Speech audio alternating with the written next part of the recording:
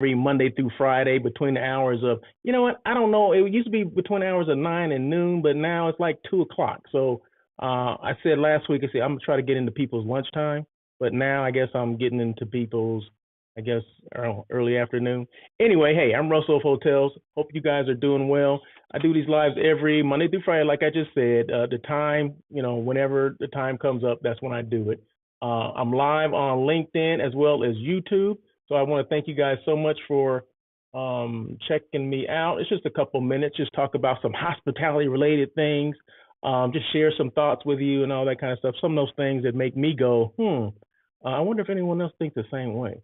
But I welcome comments. This is, I always say this. I mean, I recognize people that come on, and if they make comments, I definitely will address those comments, or if they have questions, things like that.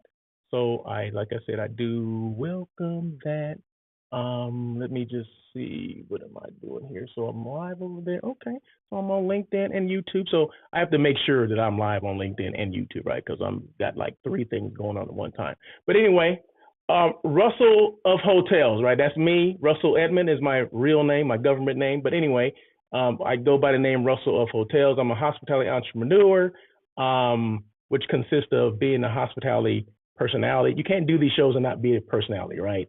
The second thing is hospitality content creator. Right now, I'm creating content not just for Russell of Hotels, but I'm going to create some content for someone else in a couple of minutes. You're going to see what I mean. So hold tight. And then I call myself a brand show off. So I show off my brand to people as well as other brands, and specifically people within the hotel or hospitality space. And that can consist of hotels as well as tourism boards or restaurants, whatever. It doesn't really matter. I'm here to talk about, hospitality, hotels, all that kind of stuff, all the things that I've been involved in for the last 25 to 30 years, over 14 different hotels I worked in with various positions, starting off as a housekeeping manager, work my way up to director of sales and marketing, as well as a hotel general manager as well. So those are some things I do. Also, I do hotel site selection. So companies and organizations, even individuals, they may need assistance with finding that right hotel for their upcoming meeting, conference, convention, retreat, whatever. I do, from 10 rooms or more is considered a group. 10 rooms to 650 I've done on peak before, but it doesn't matter. It can be 1,000, it can be 10,000, because I think it's just as much work to do this stuff as 10 rooms as it is for 600 rooms. But that's just me, right? So, but anyway, other than that, I want to thank, and I did this last week, and I'm not sure, you guys probably weren't on last week, or if you were, please bear with me. But I always like thanking people, right? Especially brands and people that I've come across in this hospitality, this world of hospitality, right? And to me, it's always important to thank people, right? So I do appreciate what they do, and this is something that this is from Salem Convention Center, and this is Salem, Oregon. Okay, so Salem Convention Center in Oregon, specifically Chrissy Birch. I I appreciate what she did. She sent me this kind of seedling, right? It's a pine, what is it called? A white pine. It's a plant now, or a seedling, but it's going to grow into be a tree, right? So it's like a Christmas tree for the most part. But I just planted it the other day. So when I unveiled it, of course I videotaped that, right? And I put that out, right? Because I appreciated it, right? So when people send things to you, then she didn't have to send this to me, right? And she probably didn't know the impact that it would even have on me, because I guarantee you she did not know that, and I don't think we had this conversation, that I do a lot of gardening and yard work, right? So me getting a plant was like, it didn't matter how big the plant was, it didn't matter what the plant was, right? It could have been some seeds, it didn't matter. I was going to plant them, right? So because I spent a lot of time in my yard, and like I said, she didn't know the impact it was going to make. You know how people say it's the little things that make a big impact? Well, that made a big impact on me. And I was just going on several weeks ago about, okay, first of all, I met Chrissy at IPEC, which is Independent Planners Educational Conference, right? So I'm an independent planner. So it was in Memphis. So I had an appointment with her because I wasn't familiar with the Salem Convention Center. And so, we had 22 appointments. I think each one was like, say, 10, 15 minutes apiece, right? So I had a conversation with her, but I guarantee you it had nothing to do with me planning things or whatever. So one of the things that I said when I left that, I said, well, I met with 22 people. 2 weeks later, I had only received confirmation or emails or phone calls from 7 of the 22. And I'm like, wow, why aren't salespeople following up?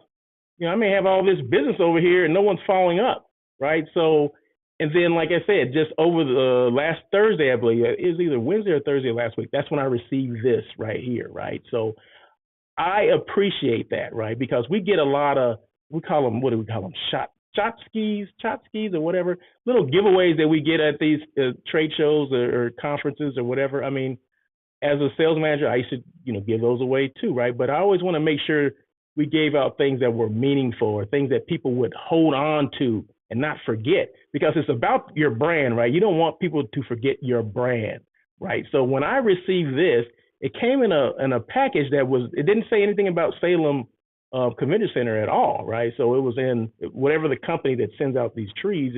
That's what was on the box. So I didn't recognize it, but when I opened it, it was like, oh my God, okay, they sent me something. This is great. Not that they had to send me this, but it was just something that, like I said, I'll never forget. So every time I plant this or every time I go out and water it, I'm going to think about Salem Convention Center. Okay, so I said all that to say this. It's the small things that make a big impact. And obviously this made a big impact to me, knowing how much I love being outside and planting things and seeing how things grow. So thank you so much, Chrissy. I appreciate that. Let me just show you the rest of the video and you can see the tree. It's, like I said, it's a seedling now, but it's supposed to grow into like a full grown, like a Christmas tree, right? Right now it looks like that Charlie Brown Christmas tree, but eventually it's going to be probably about 15 years. Hopefully I'm still around for that, but no, but somebody will enjoy it. But no, but I appreciate it. I mean, I'm being funny right now, but I really appreciate her sending me this. So thank you. So you see the thank you. You see that I'm all about that. Okay, so thank you so much, Chrissy. I appreciate that. Next thing, okay, real quick. So I do these daily check-ins, right? So that's what I'm calling this now. This little segment, doing a daily check-in. So this is the kind of this supports my show On Air with Russell of Hotels. So you just can't do one thing and you think people are going to remember everything that you do or everything that you say, right? Or everyone's going to watch everything that you put out, because that's not the case, right? So if you think that posting things one time as far as content creating is going to produce all kind of results, you're sadly mistaken, right? Because that's not how this whole thing works. So you have to have other things going as well, right? So I post several times a day on Instagram, on LinkedIn, on YouTube, on Facebook, on Twitter, right? Because it's not for the people that follow me now, it's for the people that don't follow me or don't know what I do, right? So I have to constantly do different things, right? So this right here, doing this daily live check-in or whatever, this supports the postings. The postings support the show On Air with Russell of Hotels. And then once again, goes back to the daily check-in. So everything is kind of revolving, right? So one thing supports the other. So you can't expect to do one thing on one platform and people are just gonna remember what the heck, who you are or what you do, or even how they can help you, right? So just make sure that you're constantly doing things. You have to be consistent. You cannot just do, social media does not work with one posting, okay? You have to continuously do it. That's why you see me all the time. Hopefully you see me all the time. If you don't see me all the time, that means I'm doing something wrong. So, that's some of the things that I try to get across to people, companies, organizations, brands, let them know that they got to be consistent in whatever they're doing. Just like your marketing, I mean, this is marketing, right? Marketing, branding, your promotions within your hotel, your whatever, your hospitality space. It's about the constant repetition. It's not the one-time fix, okay? A lot of people think that, well, you posted something and we didn't get any business from it. Well, shit, you're not going to get anything from it, okay? That's not how it works. So there's part of what you're doing is branding, right? Branding is just basically getting your message out that this company exists, this is what it stands for. There's a lot of different components to branding. Branding is part of the sales, the total sales or marketing effort, but then you got sales, you got the direct sales, you got all that stuff. So they kind of play together. And sometimes they play nicely, sometimes they don't, right? It depends on how you're using it. Branding versus selling, direct selling versus, branding it can be kind of passive at sometimes. It can be sitting in the background, but it's there to support your other efforts. Okay. Sometimes it can take the lead depending on what you do. I could go live or do these lives every day, right? So these are things that you probably see more likely than the postings, right? But they all support each other. And I do not post only on one platform because I think it's important. Although YouTube and LinkedIn are probably the two that I post on the most, but I have people that follow me and that I've done business with on Instagram as well as Facebook. So it behooves me to cross promote or cross pollinate is what I say. So you how bees go around, buzz around, they pollinate different plants, flowers, or whatever. You see bees going from plant to plant to plant. Well, I do the same thing, right, with social media. So I'm pollinating my social media platforms, okay? So I'm taking that one piece of content. This is a piece of content, right? So this piece of content is going on LinkedIn, YouTube, Twitter, and Facebook, okay? So that's 4 platforms with one posting or one piece of content that I've created, right? So I'm not saying that you have to do that. I'm saying in order for me to kind of be all that I can be, or to be different places, or to have a presence, that's what I'm saying that I do, and that's how I have to do it, because I'm trying to reach more people, right? So social media, you get a wider audience, but you're kind of in order to get a more of a wider audience, you need to be on different platforms. So hope that makes sense. So anyway, there's a couple things I want to touch on real quick. The first one, pre-interview screening. Who's a fan of that? I don't know if I'm a fan of that. I didn't even know what it was at first because I work from home. I do my own thing, and someone had called me. I have conversations with people that are finding jobs. They're looking for jobs. They're searching for jobs all the time, not just within this space, but primarily in this space, the hotel hospitality space. And they said, "Hey, what do you know about these pre-screening? Why do I get these pre-screening?" I'm like, I don't even know what you're talking about. So what I did, of course, like with everything that I do my own market research. I can't talk about it unless I do my own research, right? So I applied for a job just to see what I would get. So I applied for a couple and I didn't get anything, got, thank yous, that kind of stuff. But then I finally got this thing. I applied for a job, and then I get this notification that, hey, your application is incomplete. Take this, this pre-screening or whatever kind of thingy. So I looked at it and I went through it. I didn't even take it because I just wanted to see what it was, right? But it's asking, let me just say, how do I feel about this? I mean, I understand the pre-screening. I understand maybe we're just so busy we don't have time to go through every resume, right? So we're relying on algorithms and AI to kind of screen these things out. But just remember this: algorithms and AI are computers. Okay, they're systems, they're programs. They're not meant to get the true feeling of a person or how they would do things or how they look at certain things, right? And we can't put people in a box. What I mean by that is, one thing I learned a long time ago, as far as being a manager, a director, general manager, whatever, and this goes years ago, is that you can't treat everybody the same. You know why you can't treat everyone the same? Because not everyone is not the same. Everyone's from different places. They grew up differently. Some people went to school, some people didn't, and even if you went to school, it didn't mean shit. You know what I mean? So we all have different ways of doing things, different philosophies on life, different everything, right? So that's what makes us unique, is that we're all different. So if we're trying to put everybody in a box to take this screening, and we only want certain people that fit in this box, do you think that's fair? Do you think you're going to get the right candidate with that? I guess that's the question that I pose to when I talk to people about this. What are you trying to get? What are you searching for? Is it the right person or the person that fits in the box? What are you looking for? What is the pre-interview screening for? Who are you screening out? Okay, because I know people that have taken this stuff, and if I had a hotel, I would have hired them a long time ago. You know what I mean? I'm like, I know what these people are capable of doing because they've done it before. But now all of a sudden we're asking them to be pre-screened before we can even talk to them. And Dylan says, bring those opinions. We're listening.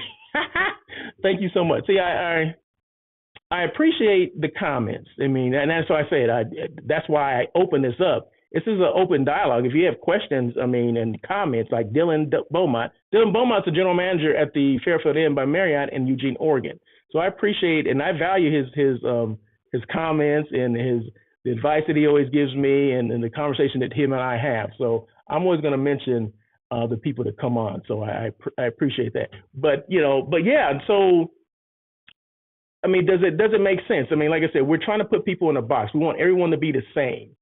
Everyone can't be the same. Okay. I've been a general manager, right? Dylan is a general manager. We're totally different because we come from different places. Our walks are different, right? Within this space. I may be a little older than him or whatever. Not that has anything to do with it, but sometimes, the way you think may have something to do with that, right? So maybe he has a different way of doing different things. Maybe he looks at a P&L differently, right? As long as the number is the same, who cares how you look at it, right? You formulate this and that. As far as me training salespeople, right?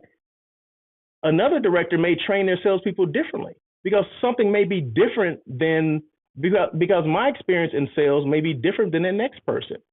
So you cannot put people in a box and expect them, okay, because he checked all the boxes and that's the person to hire. And how I know it's not working is that I see the same positions reoccurring. I look at, I look at job boards all the time. I get notifications that, from LinkedIn, not LinkedIn. Oh, yeah, from LinkedIn, from H Careers and Indeed all the time, right?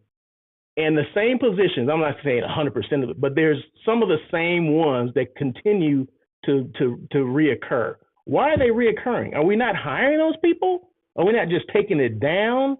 Or are we hiring them and that wasn't the right candidate based on the pre-screening and all that kind of stuff? I don't know what it is.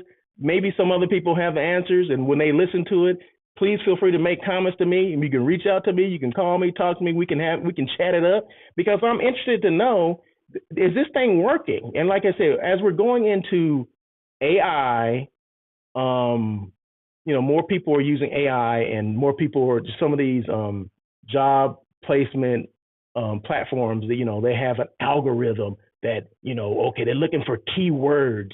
Okay, because they don't want this word anymore. They want the keywords, and they're gonna and based on the keywords, we know we already formed an opinion on who this person is based on how they wrote their cover letter or based on how their resume is formulated.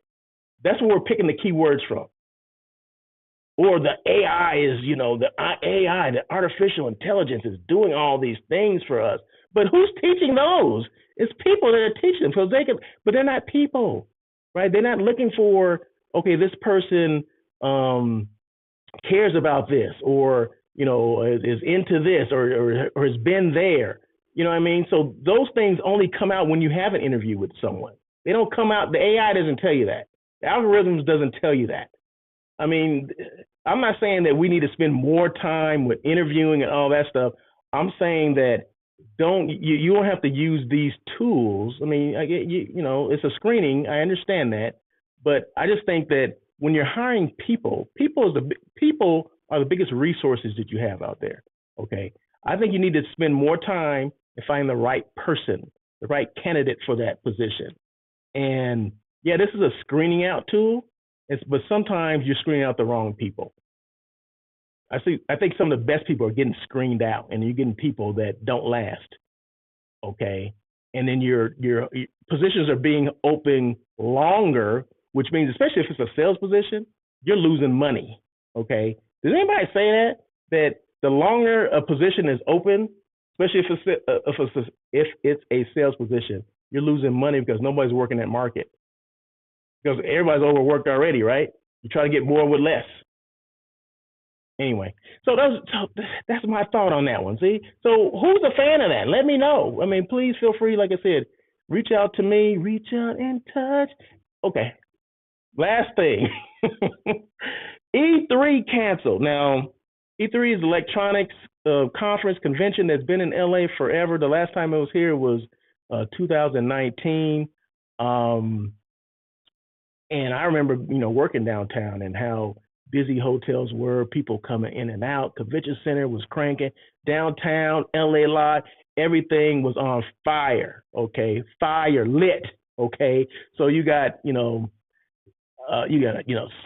Microsoft, Nintendo, all these major companies that are there, that are represented, that are showing off their new games and all that. So it's a gaming convention, right? So I think it's more for retail, though. I'm not sure. I'm not sure the specifics of it, right? But anyway, they canceled, right? So it's the largest. It was the largest thing for LA this year. So when I mean largest, over 65,000 people would be attending. $88 million in tourism dollars would be going to the city.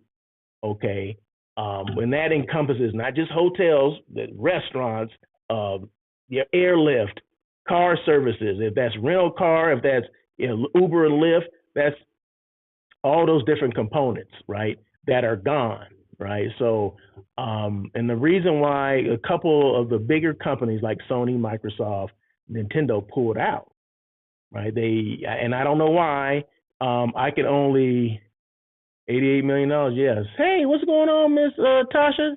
Professor slash Chef Tasha. So I appreciate you coming on and making a comment. So yeah, $88 million in a 3 or 4 day period. That's the mind boggling part, right? It goes through from the 11th through the 4th. It was supposed to go from June 11th through the 14th of this year. Well, that's been canceled. So what happens now? I mean, are we able to fill those? At the end of the day, are we able to? Because that's what companies look at, right? Well, were you able to fill those rooms? You know what? No, that's a big footprint to fill. I don't know. I don't think so. I don't. That's a hard ask. But it's just unfortunate for the city of LA, community of LA, the tourism community of LA, and the meeting planner or the hotel site selection person that did that, because they don't. There's a lot of hard work putting that together. All the different parties that helped put that together, and now all of a sudden it's gone. It's been canceled. So, I mean, I have my heart goes out to whoever planned that, all the entities that will be affected by that. You know what I mean? The hotel that the revenue, all the companies that transportation company. I just mentioned that, right? But the meeting planner that is putting that on, the hotel site selection person is putting that on. Because if they're hotel site selection people like me, the bulk of their money comes from when those rooms get filled, right? Because we don't get paid until the rooms are filled, until the rooms leave, right? Until the people leave. And then when it's realized, that's when we get a portion of that, or commission based from that, right? So now that person, he or she, is not going to get it, because that's what happens when organizations cancel, when conventions cancel. This is a citywide convention. This took up everything downtown, probably Santa Monica, in the Valley, the South Bay. Did I say Santa Monica already? Beverly Hills, all those. It took up everything, right? For 65,000 people, it has to take up everything. Convention center people that were working, all this stuff. There you go. So I wanted to mention that because I got as soon as it happened, a couple of my hotel partners called me and said, "Hey, E3 canceled." I'm like, "What? What?" And I think it's a product of okay, trying to do things too fast. Okay, and what I mean by that is, were we ready, or were they ready? Infrastructure, was it ready to resume a conference or a convention of that size, that magnitude, this soon? Meaning, were all the players on board to do that? And that's the thing that gets me. That's one of the things that keeps me up at night, right? When we as hoteliers, we as hotel site selection people, we as meeting planners, of course, we want everything to go back to where it was, right? But do we ever ask? Have we ever had these conversations with the CEOs of these companies or these organizations? And maybe they think that these things are too big. Maybe this was too big. Maybe we should have maybe 20,000. Let's start off with 20,000, kind of work our way up. Because E3 didn't start off. Remember this: E3 years ago didn't start off with 65,000 people and it was $88 million to the economy. It started off as a small thing that kind of blew up. Okay, so remember the pandemic had shut a lot of things down. So, and then now all of a sudden we snap our fingers, we expect things to just go back to boom we went from zero, it hadn't happened in 3 years, right? Now all of a sudden, boom, we're going to get 65,000 people, $88 million. So I just think sometimes we need to, and I don't say we, but the powers that be need to ask the right questions. And I'm not saying that didn't happen. I'm just saying I'm being devil's advocate right now. I'm just being devil's advocate because I'm looking at the meetings industry and how a lot of when the meetings that have come back smaller. They have not come back the same size. I mean, I'm sure some of them have, but the majority of them have not come back smaller. I mean, have not come back larger or the same size. They come back smaller. That's just how it is because everyone's not comfortable yet still. And then I think companies are still fighting. In fact, I got asked some questions a couple of days ago from this organization that they asked me were meetings coming back. I said, yeah, meetings are coming back, but they're not going to be the same size. And why do you think they're not going to be the same size? They said because companies haven't even gotten back to working regular, they haven't gotten back to their traditional schedules, right? So and Cheryl Rogers, she told me that I have a non-traditional schedule or a non-traditional job, right? So which means I don't work 9 to 5. I don't have, I don't punch a clock. I don't punch in and punch out, right? So that's non-traditional, right? That's how she puts it, right? So it's the same thing, right? So people are working away from their offices. Remember, up to 19, we were in their offices. Well, those people are working remote now. So now we're relying on them to come to the, to a meeting or a convention, a conference or whatever, when a lot of things have been being done online. And this is these are tech companies for the most part that come, right? So where are they in this whole mindset? That's the stuff are we asking those questions? See, that's the stuff that I want to know. And I never get an answer. Do we know what the CEOs are talking about? Because that could hold the key to what's going on. Well, I talked to them. What are they saying? Well, they're saying that, they want to start off small. Okay, well, then we need to start scaling stuff down, or at least ask an extra question. Say, hey, what if we start here and kind of work our way up? I always said that after the pandemic was over, things would not be the same. I've been saying that for years. You can rewind stuff. Go back to show number 100 of On Air with Russell of Hotels. I was talking about it then. I don't know if it was show 100. I'm just throwing that out there. But I've been talking about this for years as far as things will not go back to being the same as quickly as we wanted to. Like I said, of course, I wanted to because it's affecting my pocket, right? Hotels wanted to come back because it's affecting their budgets. These budgets that, people have signed off on and say, hey, we got E3. At least in June, we're going to be sitting pretty. Well, now they got to reevaluate what's going on. I mean, that's just part of it. I mean, things cancel all the time, but nothing of this magnitude happens that much. I didn't mean to talk about this particular subject that much, but as you can tell, there's a little bit of passion there, right? But no, I appreciate you guys. Like I said, I do these lives every Monday through Friday. I try to keep them. In fact, I'm almost at 30 minutes. I can go for another hour. But no, I try to keep these low, under 30 minutes. But I appreciate people that came on, Dylan, Miss Chef Tasha, I appreciate you coming on. But yeah, once again, I welcome the comments. This is a daily check-in with Russell of Hotels. Try to do this every Monday through Friday. The time may vary, but make sure you guys follow me or subscribe to me on YouTube. Just click the little thing, bing, and then whenever I go live, you get a notification. So I appreciate that if you guys can do that. I'm on LinkedIn a lot. I don't think there's a notification on LinkedIn, but maybe there is. I don't know. I mean, I usually get something little picture pops up or something that someone goes live that I happen to be following. So, but I think you got to be in LinkedIn to see that. So, but anyway, woo, there you go. But anyway, once again, my show On Air with Russell of Hotels will be live tomorrow on LinkedIn, on YouTube. Comes on at 1 o'clock. I'm in Los Angeles. What was I going to say? Comes on at 1 o'clock. Comes on YouTube and LinkedIn. Okay, so tomorrow's show number 203. Yeah, 203 shows. 200, yes, my 203rd show. We talk about a little bit more of this kind of stuff, but it's all about hospitality, the good, the bad, the ugly, or the challenging of hospitality. Okay, yeah, I don't want to say it's all ugly, but there's some challenging things that come on. I mean, this could be a challenge right here, right? For some hotels. Some hotels got into their offices today or on Friday and said, what are we going to do? What do we need to do to try to fill this hole?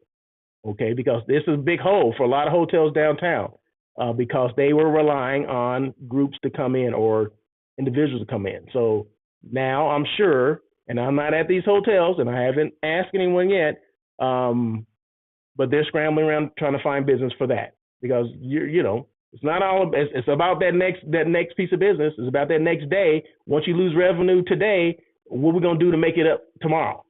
That's what it's all about, right? Ask Dylan. Okay. There you go. So, but anyway, you guys have a great day. Thank you again for joining. I appreciate it. This is, once again, is Daily Check-In with Russell of Hotels. I just bring whatever, whatever's on my head, whatever I read about, whatever somebody, talks to me about, whatever someone's bothering me about. I mean, because I get topics from you guys, right? So there you go. I'm in and out of hotels a lot as well. But anyway, yeah, so I rely on you guys to give me that. Give me the cheese may. That means the gossip. Okay. Give me the stuff. I need the real deal. Okay. So anyway, you guys have a great day. And we'll see you soon.